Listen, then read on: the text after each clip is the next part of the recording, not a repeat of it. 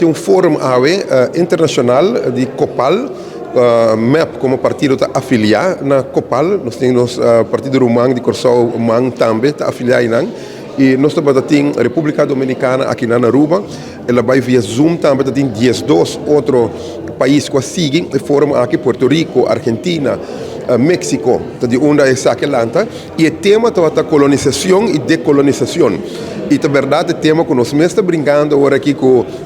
mas nós temos uma lei de reino que possivelmente aconselha na sua caminho, é Rijkswet popularmente do povo, e justamente o fórum aqui está para outra direção. Tudo sente o direito para estar livre, o direito para a autonomia, o direito para o mês para tomar a própria decisão.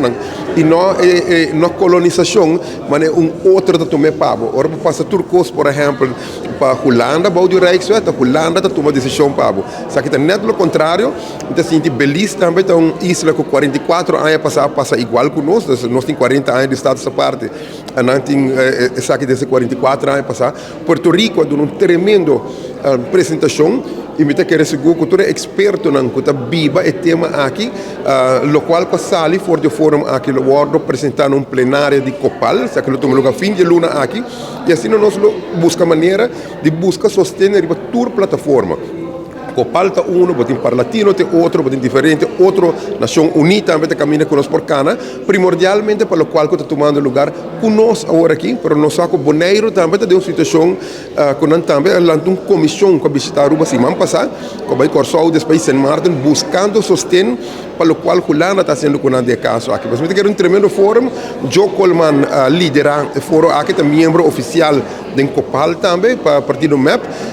e seguro o líder do partido, Evelyn Weaver Cruz, dona um speech excelente a aqui, recordando a história de Betico, que o patriota está colocando aqui dentro, com duro a luta para pôr a raia, o qual conosco a raia ave, e que coisa significa? O primeiro da lubida, que a autonomia é marana desenvolvimento. Dor de ser nos turismo assim um boom, para o momento por tomar a própria decisão,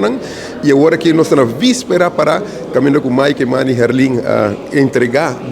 está entregando e a entregar parte da autonomia financeira e nós buscamos o canal correto para nós lograr salvaguardar Aruba viagem mais desse aqui.